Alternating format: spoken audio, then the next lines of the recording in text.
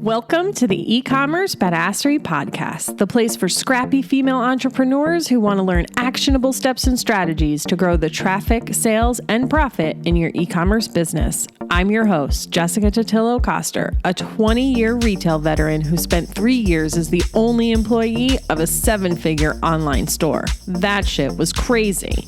I know exactly how it feels to do all the things, and I'm sharing everything I learned the hard way so you don't have to.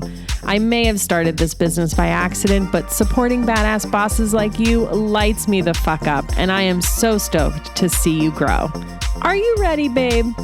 Let's roll. Welcome back to the eCommerce Badassery Podcast. I'm your host, Jessica Totillo-Coster. We've got a really special guest on the show today, Ms. Harley Jordan, Instagram strategist and content creator based in sunny Southern California. I'd been following Harley for a while, mostly for her transition tutorials, but I loved how she was sharing with other creators how she approaches working with brands, and I thought, damn, it would be really cool if I could have her on the show to share with us, from a creator's perspective, what's expected from the brand owners so that you could better understand how to approach creator relationships, what to expect in terms of budget, and of course, what to avoid. And because she got her start with and credits Reels to her initial Instagram and business success, she's sharing a few of her best tips for how you can use Reels to grow your reach too. And make sure you stay until the end because she's got some really cool mini courses launching February 15th, and she's going to show you her ways. From analytics to Reels transitions, she's got some really cool stuff in store. And last note before we jump in, because admittedly we completely forgot to talk about this when we were recording, is that she's actually starting an agency to help connect brands with creators. So if you're looking for some support around that, check the show notes for how to contact her about that. All right, let's hop into the episode. Welcome to the show, Harley. Thank you so much. I'm so excited to be here. Me too. Guys, just so you know, we're kind of having two conversations today. We're going to talk about Reels because that's really what she credits to her growth. Then we're really going to get it directly from the creator/influencer's mouth, what they're looking for when deciding to work with brands. So I'm super stoked to have this conversation. I've been silently stalking Harley for a while. So I was very excited. I just reached out to her and she said yes. Silently lurking on social media. I love it. Yes. With just enough comments that when I did reach out to you, you weren't like, who is this person? Right. Knew exactly who you were. So those are just a couple of tips, guys. Make sure you engage first before you reach out to someone. Right. Don't be weird about it. Yeah, because then it's strange. And we also have some exciting things that Harley is launching soon, which we're going to talk all about at the end of this podcast. So don't go away. Before we dive into this all, though, in case people don't know who you are, and yes, I already introed you, but why should we listen to anything you have to say today?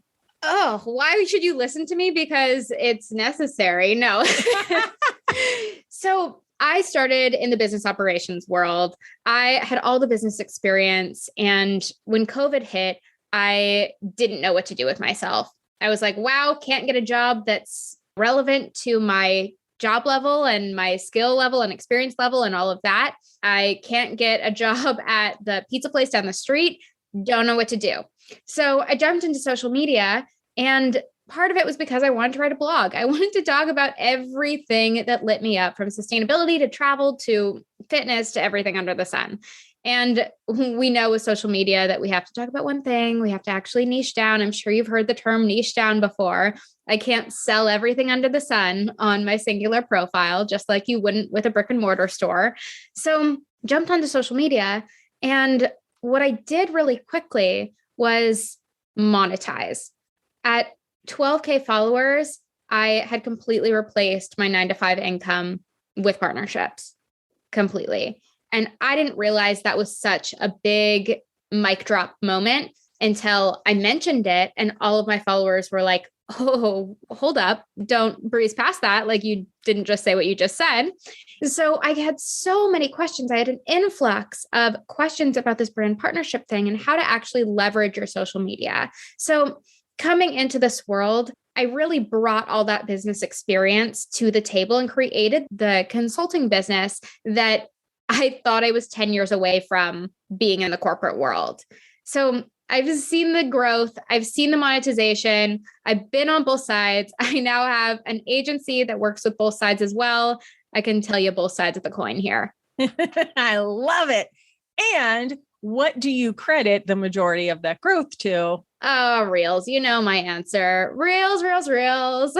Yeah. So we're going to talk about that first, because if you guys don't follow her, which we'll have all of her links in the show notes, she's always teaching transitions and all the cool editing and stuff like that, which I always watch, but then never do. So don't be like Jessica, consume and then execute. But how did you get started? Did you struggle in the beginning? Was it always easy for you to just get out there and create reels? Or are you a normal human that struggled with it in the beginning? I feel like if I don't say I'm a normal human, you're going to judge me. No, I remember the first transition reel I made. I sat in my kitchen for like 4 hours making this stupid 12-second video. And my husband walked in at the end of his day. It was like 5 p.m. My lighting was disappearing. Like it was bad. I was annoyed. I was sweating. And he was like, "Are you good? Are you okay?" And I was like, "No, I hate this." So I've been there. I've done that. The editing and transitions is really just the extra spice in your reels. It's not necessary, but putting your face out there is the part that I really have to recommend. I was a competitive cheerleader. I've been on a stage my whole life. So that part I can't say is the hard part for me, but that's what I can be your cheerleader to do. Get your face on that freaking reel. Oh my God. So important, but it makes the rest of us feel a little bit better that maybe you struggled with it too. Oh, 1,000%. Yeah. And when we had our pre-chat, one of the things that we really talked about when it came to using reels in your business and all that was really like the mindset behind it and how important that is to just kind of get out of your own way. So like, what kind of tips and tricks do you have for us there? I mean, at the end of the day, your views, your likes, your saves, your shares, your follows do not tell me anything about your worth. They don't matter. They're all your vanity metrics. Is your business growing? That's so much more important. Are you having fun doing this, or are you driving yourself into the ground? Do you have a work-life balance, or are you creating too many reels so that you can't have a work-life balance? There are so many things that are more important. So if you can just put yourself out there for your 7-second video, and that's that, don't put too much emphasis on what others are going to think or what others are going to say, then you're golden. I mean, let's be real. All of us have such a love-hate relationship with reels, but the ability to reach predominantly outside of your own audience is such a wild opportunity for business owners. Such a wild opportunity. What else is going to do that for us? And if you can do that for free, that's such an amazing opportunity.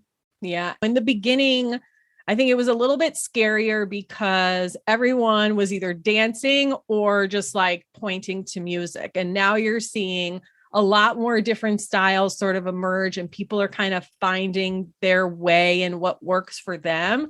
And it's really just now it's a short form video. So you can kind of release those preconceived notions of what a reel has to be. Right. It's lip syncing, easy. It's giving the process behind the scenes of your business. We're nosy. I'm nosy. I want to know what's happening behind the scenes of your business. I mean, I could give you the hacks. I could tell you hook your audience within 3 seconds, use trending audio, blah, blah, blah. I could tell you value until the cows come home. But the biggest thing is a product-based business, or anyone for that matter, any business, is just giving context in your reels. We know this is going to someone that doesn't know us yet. So how can you provide that context of who you are and what makes your business special to someone new, to a newbie that has no idea what you do? So many small businesses have blown up on TikTok and on Instagram by playing heavily into the fact that they are small business. How many TikToks have you seen that are like, help me blow up my small business from a 15-year-old? Like, come on, if they can do that, we can do that. Yes. And you know what is such a good point too? Like, this is your way to reach new people. And every time you are reaching new people, which means you do not have to reinvent the reel. Terrible pun. Every time. If you watch people and the content they put out, it's like the same thing, just new music, a little bit of a new look. Literally the same thing. Yes, you have to repeat yourself. You hear me talk about that all the time. Repeat, because nobody's paying attention to you as closely as you are. It's okay. Like, as long as it's entertaining or whatever. Oh my God, that. No one's paying more attention to your content than you. Yes. Like, just go watch the people that are doing reels regularly. If you really pay attention, just scroll through their actual reels feed. It's the same thing over and over, just with a little twist.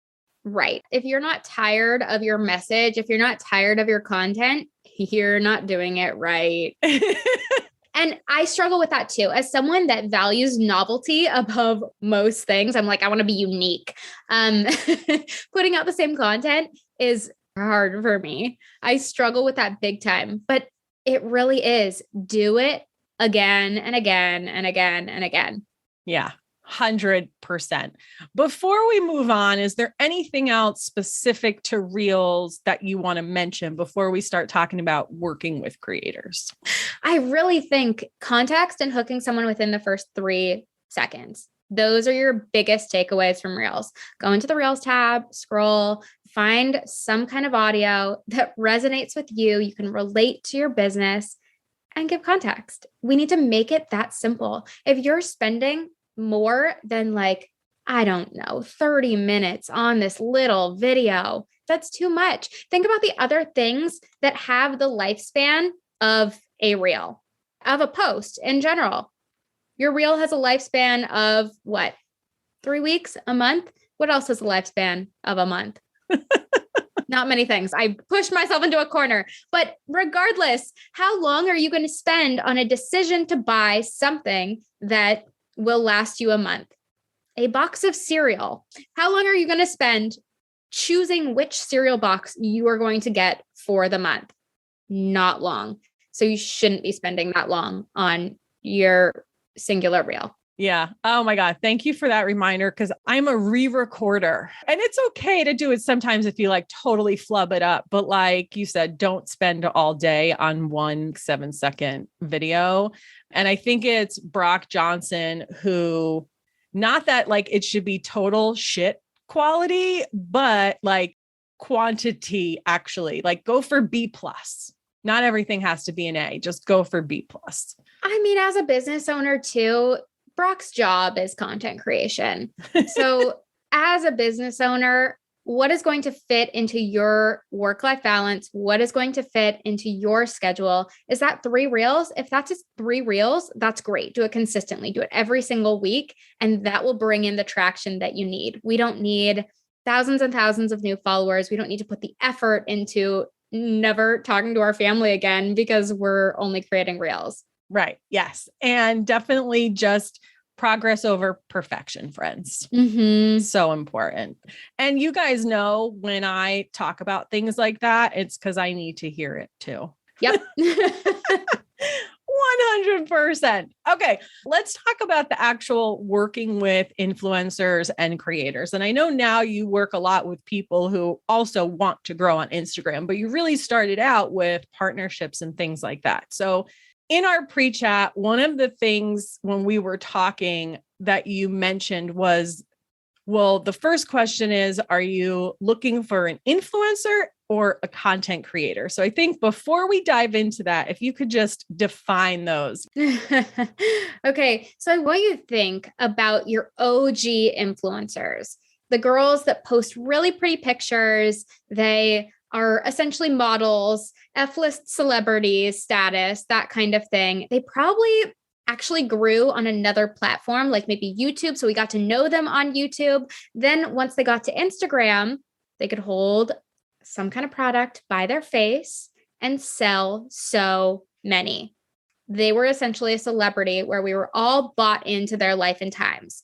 Now, that's not the case. The number of influencers you have that are just so amazing and immaculate at bringing in that type of influence and have the engagement to boot is so few and far between. The people that are actually like salespeople, few and far between.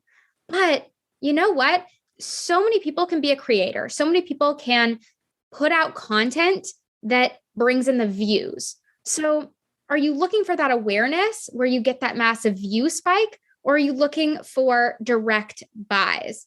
And I've got to tell you, a lot of the time, those influencers don't have the following. They don't have a massive following. The people with the most connected audiences that I've seen have like 5,000 followers. They have outrageous out of this world story views, and they can sell things like hotcakes, but they're not the people you'd expect on Instagram. So what are you looking for in this case? Are you looking for that salesperson, or are you looking for the content creator? Because honestly, I've got to tell you, you can't have both. Got it. Okay. And for you guys, when you are thinking about that, and, we'll probably dive into this a little bit, but I know we all want to see a direct ROI. Like, that's why I love to teach email, because I can say, hey, go send an email and you're going to see money right away. And you're like, sweet, it works. Awesome. It's a little bit different when I teach SEO, because that takes like 6 months to work. And you're like, sweet, I put in all this work and I don't see shit from it. Yes. We can expect an ROI from influencer marketing. That sounds bizarre. You can't. Finding a direct ROI is really hard, because I don't know if you've heard this, but I've heard this from friends that they go out of their way to not use an influencer's link because they don't want them to see it. It's not that they don't want to support, but there's weird things around influencing. Yeah. Well, funny enough, I never thought about it, but I think I actually do that sometimes. Like, instead of clicking a link, I'll just go and type in the company in my browser. Yep.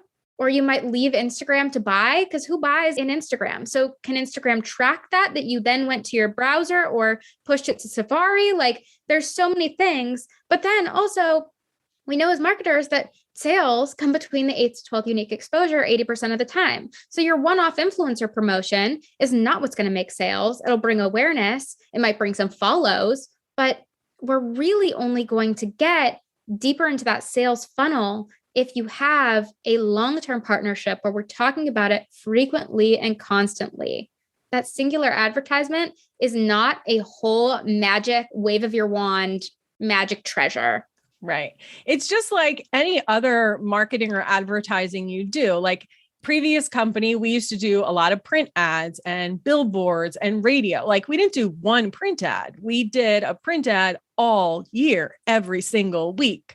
Or we had a billboard up for 3 months, because it takes time to actually see conversions off of that. And I got to tell you, it was even harder to track conversions from that than it is right from the internet. Right. What do you do with your billboard? How do you track ROI? The only thing you can do is say, hey, has my traffic gone up since I put this billboard up? That's literally all you have. Right. And then I'm sure you have a couple other things happening at the same time. Hard to track.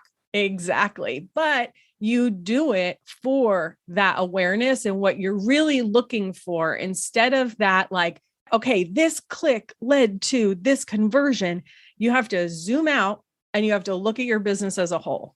Did I get more awareness on my social channels? Did I get follows? Are my sales up? Is my traffic up?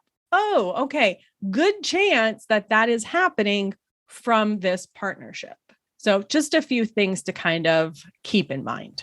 Right. And look, we all need that content. We know that TikTok content recommendations are massive. 3 videos a day, wild. We know that Instagram content recommendations are pushing that like a reel a day at this point.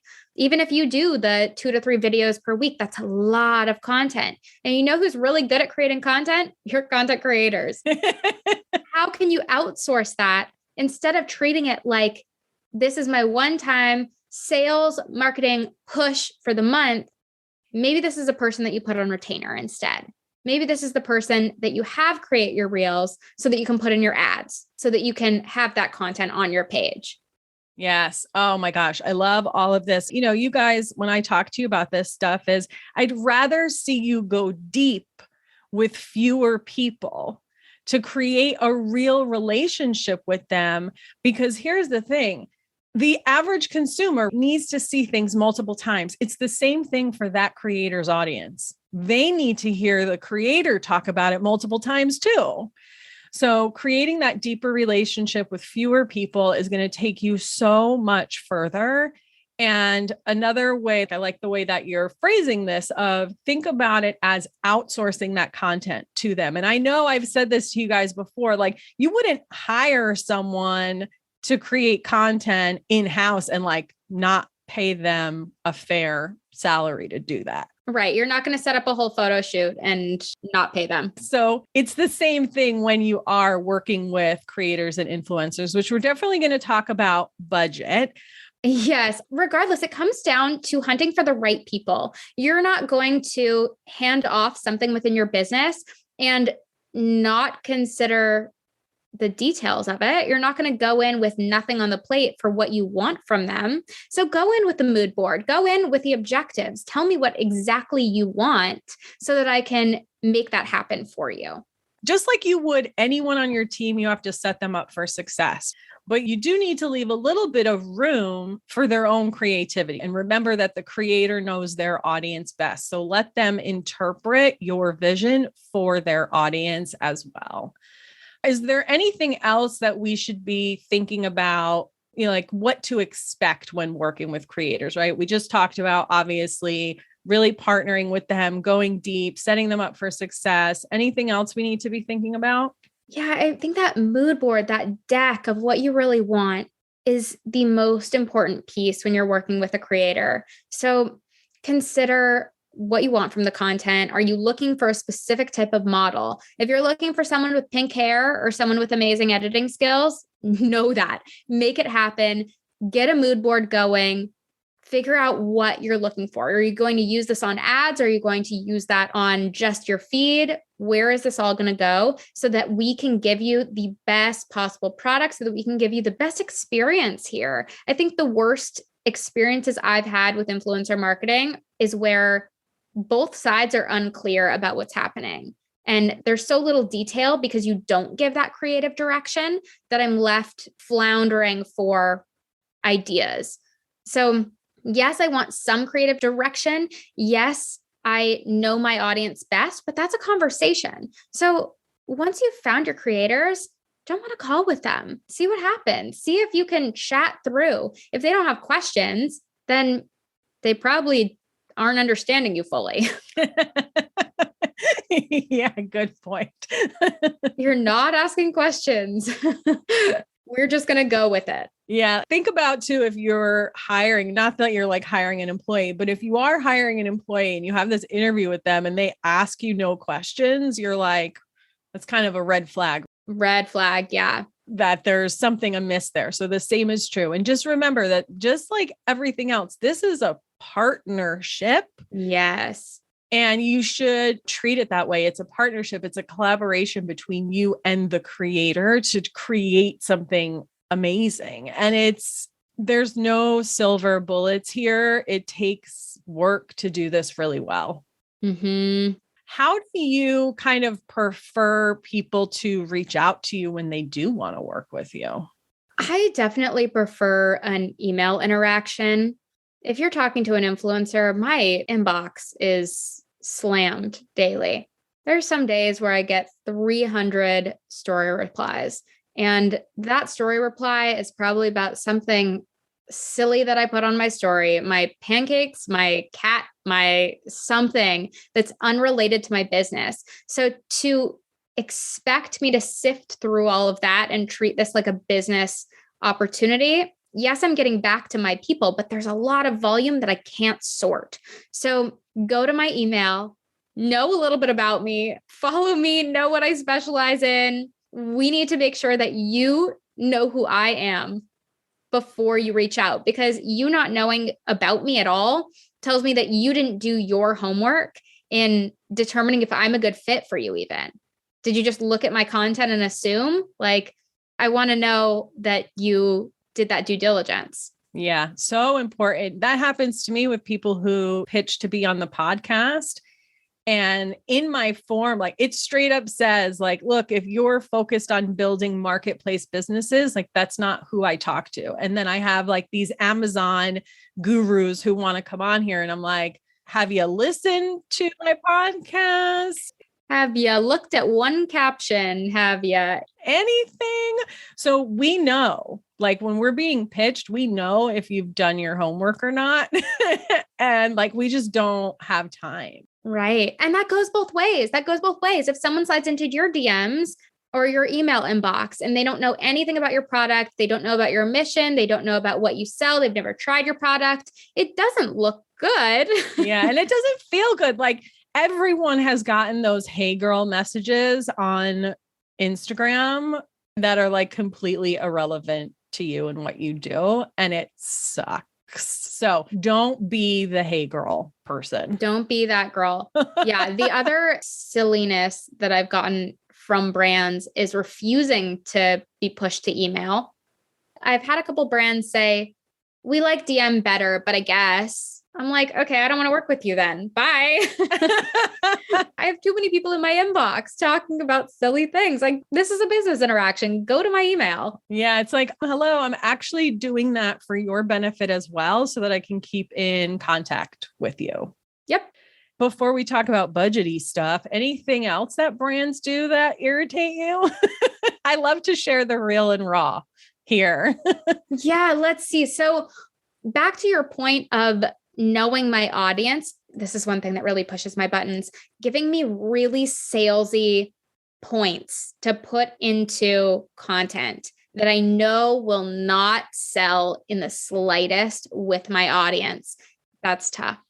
And I love when brands tell me what they want. I want everyone to be happy. But when you expect me to be really salesy or guide the conversation in a really salesy way, I can tell you right now that my views will tank. It has to be that lifestyle content. It has to be your drinking the bottle instead of holding it in front of your face. There's a big difference in that type of content, or slipping the product somehow into something relatable or funny with those trending audios. Natural incorporation. Right. Super important. Remember, it's a partnership.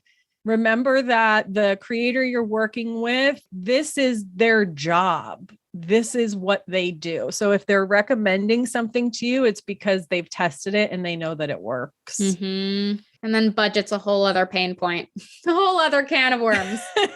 We don't have to get into like every nitty gritty detail, but I know a lot of people, they have no concept of what it costs. So is there any like general guidelines you can give us of just what to expect, what's reasonable, what to budget for? And this is what drew me to you in the first place. And one of the first comments I ever made is, I'm always trying to remind people that creators are worth something, that this is their job. You need to expect to pay them. This is not like 5 years ago when it was like, let me just send you a free t-shirt and post about me 12 times. Like, no, that's not how this works anymore. So I'm always trying to instill that in people, but I think there's just a gap in knowledge of what this really should look like. Yeah. So it depends on a lot of different things.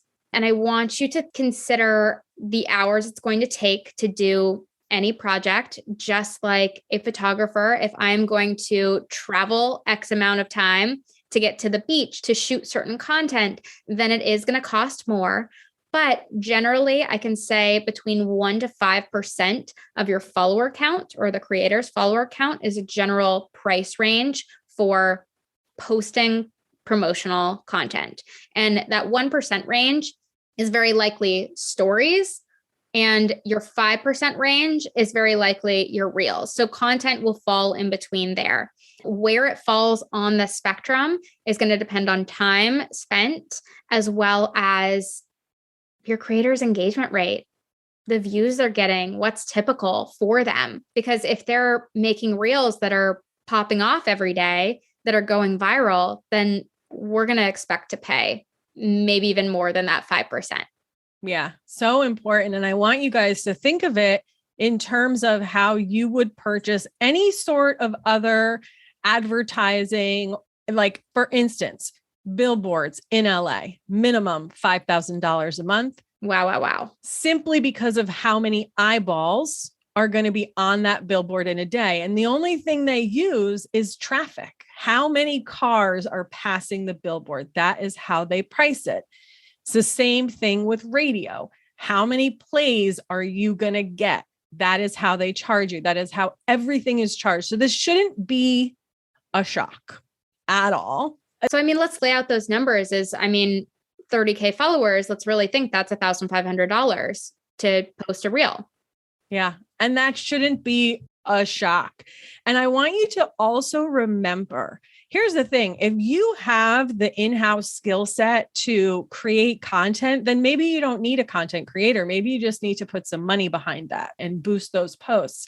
But if you don't have the skill set, that's part of what you're paying for, in addition to the people that you're reaching. Like, this is a freaking skill that these creators spend a lot of time perfecting. Yes. And I know you recently were posting images from like when you first started this and like your poses and stuff, like how you posed before and how you pose now. She's working on this always. Awkward. It's so awkward. It's really so funny. Yeah. But like, that's the thing, is just the way you as a CEO, like, you are always learning and growing, like so are the creators. And so they deserve to be compensated for that. Right. And with that content too, a lot of the pluses that come with it, there's plenty of ways to leverage that content to make it more valuable for you too. Again, think about your goal. Is it awareness? Is it just conversions? Is it to have content? If it's to have content, your creator really should allow you to post on your feed with that piece of content. That is what a partnership is. You will give me that piece of content to have organic reach on my feed as well. And that's a very easy throw in. Whether you have the rights to advertise that post, that's a different story. And that does cost more. That usage or whitelisting does cost monthly way more, just like your billboard example. But go in with those goals in mind. Go in with what you need in mind.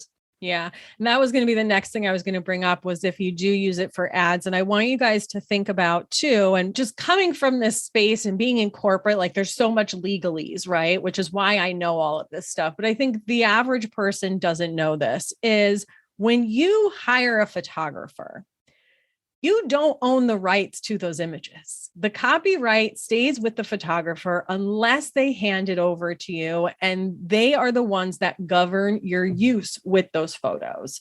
So this is the same thing. Like, just because you paid the creator to create the content doesn't mean you own the content. No. Can't go in a funny arsenal. Yeah. So these are the things you want to make sure that you get really clear on what your expectation with the content is. Make sure that you're having those conversations. Make sure it's in an agreement. Yeah. Contract it. Yeah. So that there are no surprises. And I always say, like, the thing that causes struggle, and this is between people in relationships, people that are working with each other, business to consumer, is unmet expectations. Because you didn't talk about it. Right. Those questions, back to the questions, ask your questions. You need to talk about it. You need to be on the same page. Usage is expensive too, because what it really does is it says that I have partnered with your brand.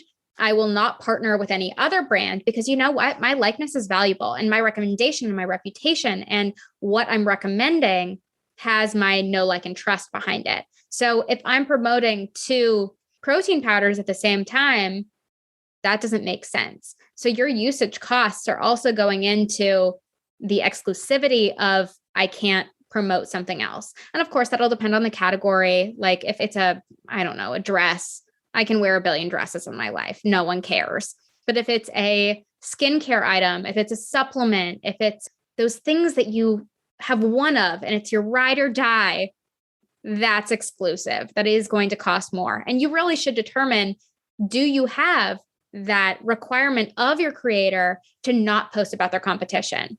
Yeah. See, all these important things. Oh my gosh. Thank you so much for sharing. We just needed to be schooled on this because nobody else is teaching it. And like, there's no book on this. It's still so new in the scheme of things. And, I think brands are just kind of figuring it out as they go. And so I just really appreciate you just telling us. Tell us what you guys are looking for. Right. We can talk about it. It's the shock that we're even charging, or the getting offended that we're even charging, that builds that wall between us. But there really should be solidarity between the industry. I mean, small business and creators are cut from the same cloth. We're the same. So we want to work together. I probably shouldn't say this on a podcast, but I'm happy to discount my prices for a small business that I support with my whole heart instead of, a huge brand. I'm not going to name any, but if a huge brand comes to me and says, I don't have a budget, what do you mean, you multi-billion-dollar company? You don't have a budget? In what world do you not have a budget? I could look up your public company and tell you that you have a budget. Right. Yeah. I feel like the big guys are usually the worst because they kind of feel like the creator needs them more than they need the creator. Which is just not true. Right. Exactly. Maybe a few years ago, that was true when this was all really new, but creators have really solidified themselves as an important part of this, what's the word I'm looking for? Ecosystem. That is the word. Thank you, girl. It's a business. And we have to catch up. Like the rest of us need to catch up to that now. I mean, we all need to catch up. It's such a struggle. And this is really why I ended up in this, because you have this industry full of young girls who don't know any better. If a brand comes to a 16-year-old and says, do you want free clothes in exchange for promotion? Yeah, of course at 16, I would want free clothes. But that's a problem for the industry. They don't have the business savvy to say, contract this up. I want to get paid thousands of dollars to post. And that's that. Yeah.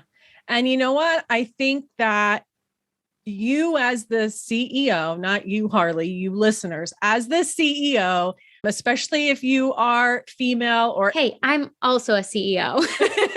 Yes, but my next message is for the listeners specifically. Think about where you were at when you started your business, especially if you are any sort of minority, female, skin color, sexual orientation. People are just looking to take advantage of you, not help you, not support you. And that felt like shit. Yep. So just don't do that to other people. Right. I love this message of, if you were a man, this would be called an entrepreneurial effort. But because you're a female, it's called influencing. It's called just taking pretty pictures and creating content. Like, this is a whole business you're building here, creators. Yeah, I love that. And look, guys, I say this to you with love. I just want to help shift your mindset around working with creators, because I will tell you something, they are going nowhere. Platforms like Instagram are really investing in them and the tools that they're giving them. So this is going to be part of the marketing ecosystem for the foreseeable future. The creator economy is planned to hit, I believe, 30 billion by 2030. Wild, huge amount of money. LinkedIn just invested, I believe it was 25 million into a creator initiative as well. Instagram's investing a huge amount into creators as well this year. It's not going anywhere. It might be changing. It might be evolving. This industry might be getting older, maturing. It's not going anywhere. Yeah. So it's important that we just kind of get on board, myself included. All right, girls. So before we wrap up, I love to keep it really, really real with my audience. So I always ask everyone if they could share kind of a biggest failure that they've had with a strategy that they've tried in their own business or for a client or whoever, just so we can feel a little less alone. You know what? I'd say this wasn't even an Instagram move. As I started my business and started to develop my offerings, my offer suite, I received feedback from quite a few peers also in the industry, in the coaching space, about my services and what I should do and their recommendations. And I ran with each attempt kind of in an attempt to mimic their financial success. And I really lost sight of my brand and my mission for a bit. My engagement plummeted. I stopped growing, and I really wasn't making the sales that I should have been with my following, because what I was doing wasn't authentic to me. It didn't feel right. It didn't look right. I was in a weird headspace about how selling felt, and it just wasn't right. So it took me months to kind of get out of that rut and realign, and not to compare myself to like a cult classic, but Glossier actually had a situation with this recently. They hit a similar wall and they had to lay off a huge amount of people from their tech team, I believe. And it was really all because they made this spin-off line of makeup that didn't feel like them, wasn't aligned with their brand messaging and their mission and everything. And it didn't feel right to people. And I feel like that's such a key factor in your success as a business, is just keeping strong with your mission, knowing what's on brand, and holding tight. Yeah. And, look, I have to take my own advice too. I tell you guys that all the time, but we just need to keep our eyes on our own paper. Mm-hmm. Your goal is to be better than you were yesterday. And when you do feel yourself getting a little bit lost, because we're fucking human, like it's going to happen, just really go back to why you started this in the beginning. What do you stand for? Like anytime I'm kind of questioning myself, I'm like, what is the goal of e-commerce badassery? Is to put more money in the pockets of female entrepreneurs. Is this thing that I'm doing serving that goal? If it is, awesome. And if it's not, it can go away. Right. And bringing it all back to where we started this conversation, if it's not fun, if it doesn't feel like you, if you have this ick factor about creating, do it another way. There's so many ways to create on Instagram, on social media in general, in your business in general. Yeah. So much opportunity to just do it your own damn way. And you'll stand out. That novelty, that personality, people will feel it. Yeah. I love that. Okay. On a more positive note, what about a biggest success? This one's harder for me because I think I'm most proud of just faking it till I make it, jumping in with both feet and making it happen. If your first attempt isn't cringy, then you didn't start early enough. So I feel like I've tried so many different things. I feel like I try not to look back, to be honest, and just move forward. And I'm really proud of where that has taken me. Again, I started in business. I was a science major, moved into business operations, jumped into social media, wanting to talk about peripheral things and hobbies, and really built the business that I had wanted while I was in my corporate life from Instagram. So wrap up message is really, you have this opportunity to build what you want from social media. Everyone has this opportunity to grow. Everyone has this opportunity to make sales and position yourself correctly in this business world. That overhead, it's not the same as it used to be. So why not jump in? Oh my gosh, I love it. I feel like that is the actionable takeaway too, guys. So if you tuned out, just rewind and re-listen to that, please. Okay.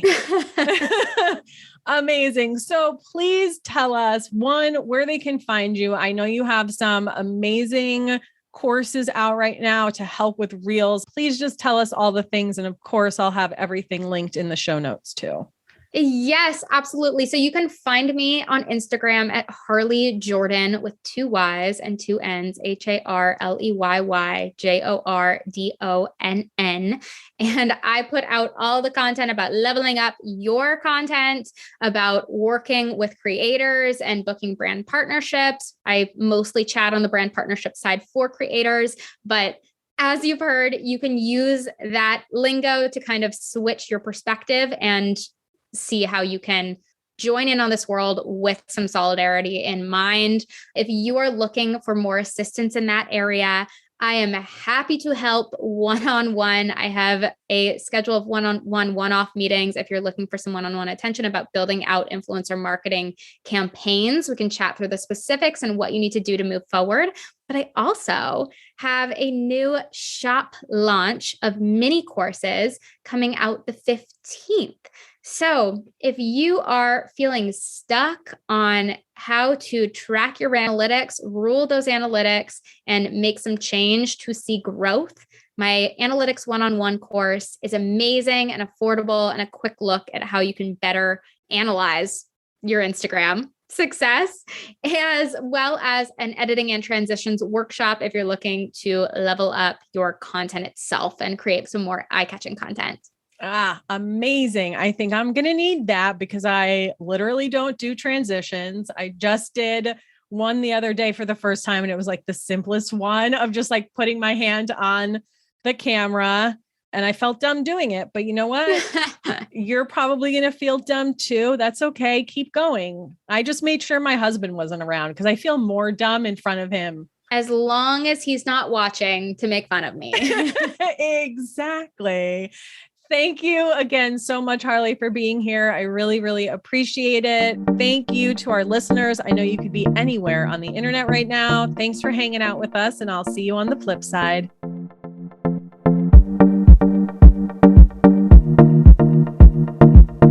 Thank you so much for listening to today's episode. If you like what you heard, I'd be so grateful if you'd leave a review on Apple Podcasts, and don't forget to subscribe so you never miss an episode. And if you're looking to surround yourself with more product entrepreneurs who totally get your life right now, get your booty on over to the eCommerce Badassery Facebook group. Can't wait to see you there. Until next time, e-commerce friends, stay badass.